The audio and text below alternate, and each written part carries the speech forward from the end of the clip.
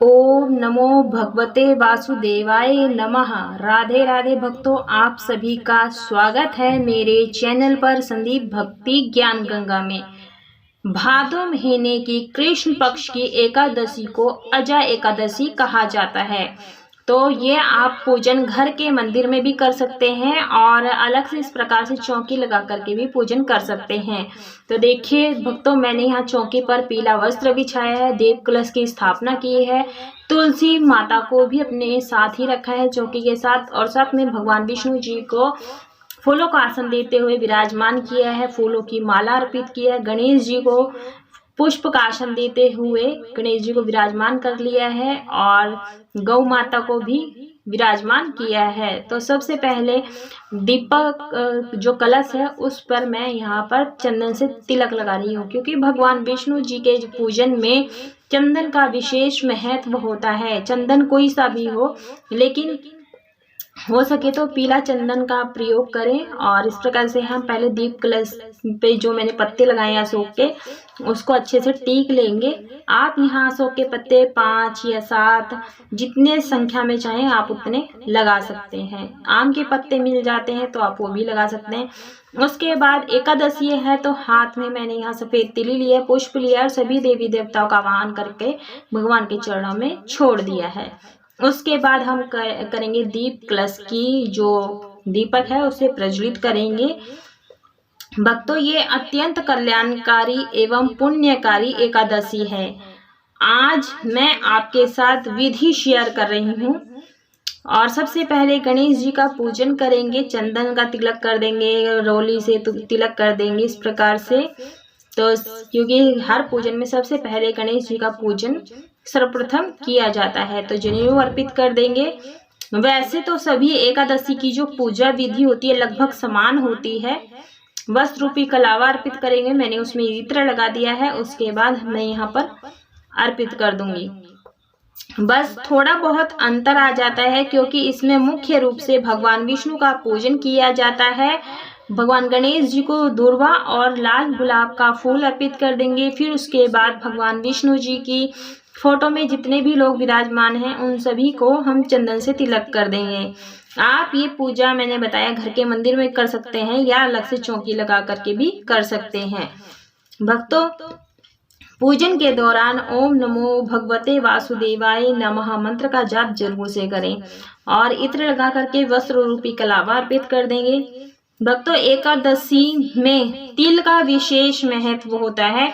चावलों का प्रयोग एकादशी में नहीं किया जाता है, तो आप हो सके तो तिल का ही प्रयोग करें। एकादशी के दिन ना चावल बनाए, ना चावल दान करें और ना ही खाना है। उसके बाद आज के दिन गौ माता का भी पूजन किया जाता है। अगर आपके पास गौ माता नहीं है तो आज के दिन आप गौ माता की फोटो या मूर्ति ला सकते हैं। उसके बाद वस्त्र रूपी कलावा अर्पित कर देंगे। भक्तों, यदि आप एकादशी का व्रत भी नहीं कर पा रहे हैं और नहीं करते हैं तो भी आप एकादशी के दिन भगवान विष्णु का लड्डू गोपाल जी का पूजन अवश्य रूप से करना चाहिए। जो लोग व्रत रखते हैं वो लोग तो इन सब का पूजन करते ही करते हैं। अगर आपके पास भगवान विष्णु की फोटो नहीं है, लड्डू गोपाल आजकल हर घर में मिल जाते हैं, तो आप उनकी पूजन कर सकते हैं। और गणेश जी को अक्षत यानी सफेद तिल ही अर्पित कर देंगे। अगर आपके पास सफेद तिल नहीं है तो आप काले तिल भी प्रयोग में ला सकते हैं। भक्तों, आप सुबह सवेरे स्नान आदि कार्यों से निवृत्त होकर के शुद्ध वस्त्र धारण करें। उसके बाद आप नॉर्मल सबसे पहले सूर्य देव को अर्घ्य दें और साथ में गौ माता को लाल रंग के फूल, जो भी फूल मिल जाए आपको, आप वो सभी अर्पित कर दें। भगवान विष्णु जी की पूजा में पीले रंग का अत्यधिक महत्व होता है, तो आप हो सके तो पीले फूल अर्पित करें। अगर पीले नहीं मिल पा रहे हैं तो जो भी आपके पास फूल हो आप वो अर्पित कर दें, क्योंकि भगवान जो होते हैं भक्ति भावना से युक्त होते हैं, वो भाव के भूखे होते हैं, प्रेम के भूखे होते हैं। जो भी प्रेम से हम भोग प्रसाद या धूप दीप करते हैं, पुष्प चढ़ाते हैं, वो स्वीकार कर लेते हैं। तो हमें प्रेम से पूजन करना है, जल्दबाजी में कोई पूजन नहीं करना है, इस बात का आप ध्यान रखें। आप यह पूजन पूर्व दिशा की ओर या उत्तर पूर्व मुख करके ही करें। मान्यता अनुसार एकादशी का व्रत करने से व्यक्ति बुरी योनि यानी भूत पिशाच की योनि से जन्म नहीं लेता है। उसके बाद गौ माता को हरा चारा खिला देंगे। उसके बाद हम करेंगे तुलसी पूजन। तो तुलसी में मैंने थोड़ा सा जल डाल दिया है और भक्तों मैंने यहाँ चंदन से तिलक लगाया है। भक्तों एकादशी के दिन तुलसी को ना तो छुआ जाता है और ना ही पूजन किया जाता है। मैं ये आपको डेमो वीडियो करके दिखा रही हूँ, तो इसलिए मैंने एकादशी से एक दिन पहले ही पूजन करके मैं आपको दिखा रही हूँ, ताकि आप एकादशी के दिन इसी प्रकार से पूजन करें। लेकिन ध्यान रहे, तुलसी को एकादशी के दिन छूना नहीं है, दूर से ही पूजन कर ले, स्पर्श ना करें।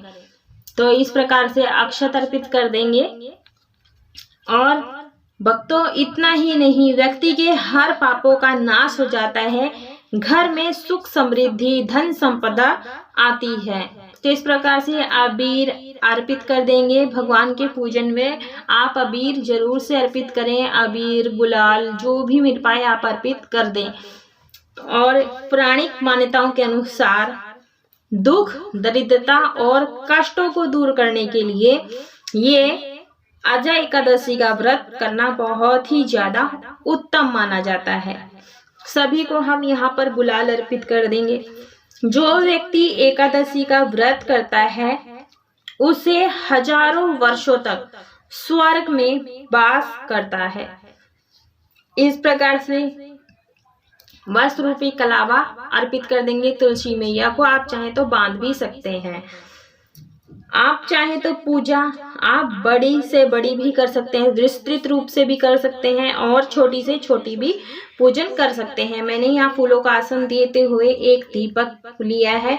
तुलसी माता को दीपक जलाने के लिए अर्पित करेंगे। आप यह दीपक सुबह में भी अर्पित कर सकते हैं और शाम के समय में भी अर्पित कर सकते हैं। घी का दीपक आप अवश्य रूप से तुलसी के पास शाम के समय जरूर जलाएं। लेकिन भगवान तो भाव के भूखे हैं। आपकी भावना सच्ची है, आप बड़े थोड़े में भी ज्यादा फलों की प्राप्ति कर सकते हैं। एक और मैंने दीपक लिया है जो मैं जलाऊंगी। यहाँ पर प्लेट में मैंने फूलों का आसन देते हुए दीपक को प्रज्वलित कर लिया है और दीपक का भी पूजन करेंगे। और जो अजय एकादशी के प्रभाव से मनुष्य ब्रह्म हत्या के पापों से छूटकर मोक्ष को प्राप्त हो जाता है।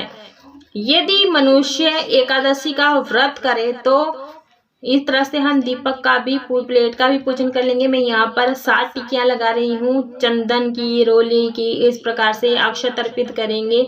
तो इस तरह से हमें दीपक का भी पूजन करना है।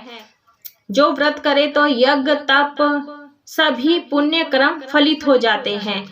तो भक्तों इस प्रकार से मैं गणेश जी का जो भोग प्रसाद है वो अलग रख दूंगी, अलग से लगा कर रख देंगे साइड में। मैं यहाँ केले का, पंचमेवे का और साथ में सेब का भोग लगा रही हूँ, क्योंकि ये एकादशी है, इसमें मैं जल का भोग लगा रही हूँ। जो एकादशी है इसमें खासकर बादाम और छुआरे का भोग लगाया जाता है। तो इस प्रकार से धूप दीप दिखा देंगे यहाँ पर। और भक्तों सुबह में आप नॉर्मल सी पूजा करके संकल्प ले लें कि आप व्रत कैसा करेंगे, निराहार रहेंगे या निर्जला व्रत रखेंगे। इस प्रकार से आप संकल्प ले लें। उसके बाद आप जो ये पूजन है पीले आसन पर बैठ करके करें। ये जो पूजा है आपको सुबह के समय करनी होती है। और गृहस्थ जन लोग अगर सुबह पूजा नहीं कर पाते हैं तो शाम के समय गोधूली वेला में जरूर से चौकी लगा करके इस पूजन को करें। और एकादशी में बादाम के और छुआरे का भोग आप अवश्य रूप से लगाएं। इस एकादशी में, अजय एकादशी में बादाम और छुआरे का भोग जरूर से लगाया जाता है। और केले का भोग आप जरूर से लगाएं, क्योंकि केला भगवान विष्णु को अति प्रिय होता है। यदि आपके पास सुबह टाइम नहीं है तब शाम के समय आप इस पूजन को कर सकते हैं। ये व्रत फलाहारी व्रत होता है।